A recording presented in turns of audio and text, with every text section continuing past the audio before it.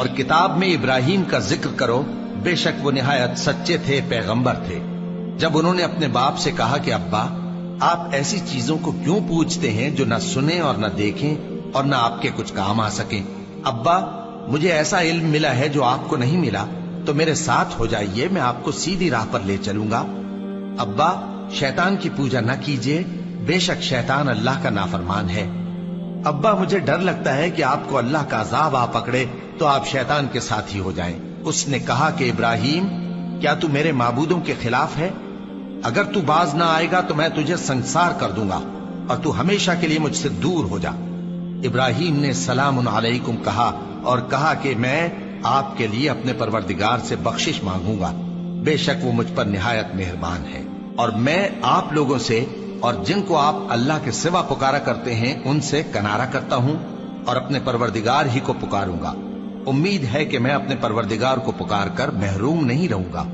اور جب ابراہیم ان لوگوں سے اور جن کی وہ اللہ کے سوا پرستش کرتے تھے الگ ہو گئے تو ہم نے ان کو اسحاق اور اسحاق کو یعقوب بخشے اور ہر ایک کو پیغمبر بنایا، اور ہم نے ان کو اپنی رحمت سے بہت سی چیزیں عنایت کی اور ان کا ذکر جمیل بلند کیا۔ اور کتاب میں موسیٰ کا بھی ذکر کرو، بے شک وہ ہمارے برگزیدہ تھے اور رسول تھے، نبی تھے، اور ہم نے ان کو طور کی داہنی طرف سے پکارا اور باتیں کرنے کے لیے نزدیک بلایا، اور اپنی مہربانی سے ان کو ان کا بھائی ہارون پیغمبر بنا کر عطا کیا۔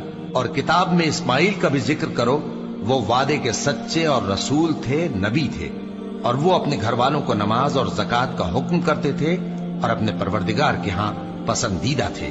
اور کتاب میں ادریس کا بھی ذکر کرو، وہ بھی نہایت سچے تھے، نبی تھے، اور ہم نے ان کو اونچی جگہ اٹھا لیا تھا۔ یہ وہ لوگ ہیں جن پر اللہ نے اپنے پیغمبروں میں سے فضل کیا، یعنی اولاد آدم میں سے، اور ان لوگوں میں سے جن کو ہم نے نوح کے ساتھ کشتی میں سوار کیا، اور ابراہیم اور یعقوب کی اولاد میں سے، اور ان لوگوں میں سے جن کو ہم نے ہدایت دی اور جنہیں برگزیدہ کیا۔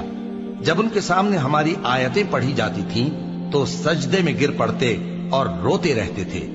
پھر ان کے بعد چند ناخلف ان کے جانشیں ہوئے جنہوں نے نماز کو ضائع کر دیا اور خواہشات نفسانی کے پیچھے لگ گئے، سو ان قریب ان کو گمراہی کی سزا ملے گی۔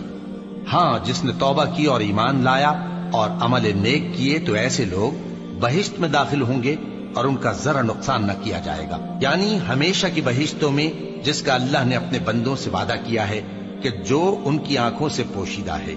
بے شک اس کا وعدہ نیکوکاروں کے سامنے آنے والا ہے، وہ اس میں سلام کے سوا کوئی بےہودہ کلام نہ سنیں گے اور ان کو صبح و شام کھانا ملے گا۔ یہی وہ جنت ہے جس کا ہم اپنے بندوں میں سے ایسے شخص کو مالک بنائیں گے جو پرہیزگار